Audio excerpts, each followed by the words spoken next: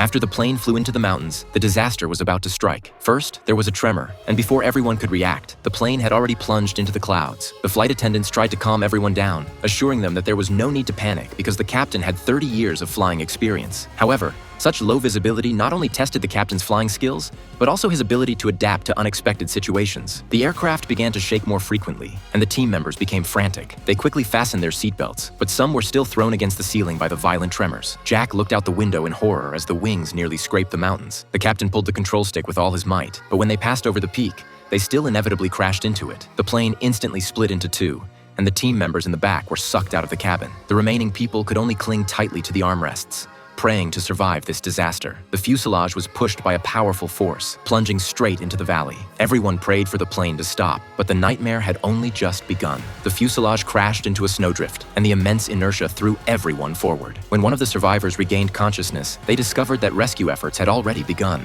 At this point, screams of pain and wails filled the cabin. Some people were scared out of their minds, while others were on the brink of death. A few who were less injured smashed the cockpit glass, but the captain's condition was also clearly dire. He told the team to call for rescue, but all the equipment had been destroyed in the recent impact. In his final moments, he mustered the strength to give them the coordinates before passing away. However, the nearest city was over 100 kilometers away, and the route was full of steep, treacherous, snow-covered mountains. It seemed impossible to walk out of there. As night gradually fell, the temperature dropped several dozen degrees lower than during the day. The survivors huddled together in the half cabin, not having brought more cold weather clothing when they set out. They could only huddle together, relying on body heat to keep each other warm. But in such a low-temperature environment, many people still froze to death. It wasn't until a ray of sunlight shone into the cabin that people breathed a sigh of relief. The team members who could still move gathered together to assess the current casualties. Less than half had survived, and the vast majority of them were seriously injured. They didn't know how many days it would take for rescue to arrive. The only thing they could do now was to first survive in this harsh environment. Under the captain's command, they first moved the injured to a sunny spot to enjoy the sunlight. Then, they moved the bodies to a nearby open space. Finally, they collected all the food and distributed it evenly. But after a whole day of work, these young men could only get a small piece of biscuit and a bean-sized portion of beef paste each. No one complained. Although they couldn't eat their fill, as long as they persevered for a few days,